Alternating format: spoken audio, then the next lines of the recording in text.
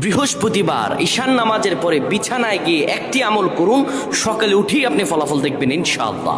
বৃহস্পতিবার একটি পবিত্র দিন। এই দিনে যদি কোনো বান্দা ইবাদত করে এই দিনের রাতে আল্লাহ রাব্বুল আলামিন কবুল করে নেন। প্রিয় ভাইরা আমার, এই কথাগুলো আপনারা শেয়ার করে দিবেন। শোনার মাত্রই আপনি আমল না করে সওয়াব পেতে পারেন। কিভাবে জানেন? আপনার একটি শেয়ারে আপনি আমল না করেই সওয়াব পাবেন।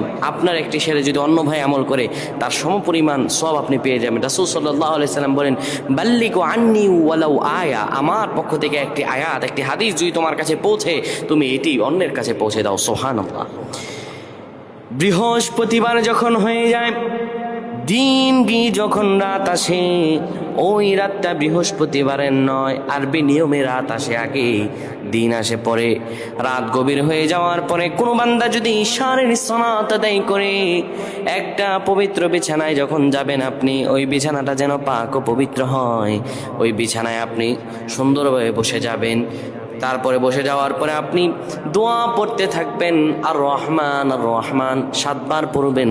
এরপরে পড়বেন আল্লাহুম্মা বিইসমিকা আমুতু ওয়া আহইয়া, ঘুমানোর দোয়া পড়বেন। এরপরে বুকের মাঝে আপনি দুরূদ পড়ে 10 বার মনের আশাগুলো নিয়ে আল্লাহর কাছে দোয়া করে পবিত্র বিছানায় ঘুমিয়ে যাবেন। আমার আল্লাহ মুহূর্তের মাঝে আপনার দোয়াগুলো কবুল করে নেবেন। আল্লাহুম্মা আমিন বলেন।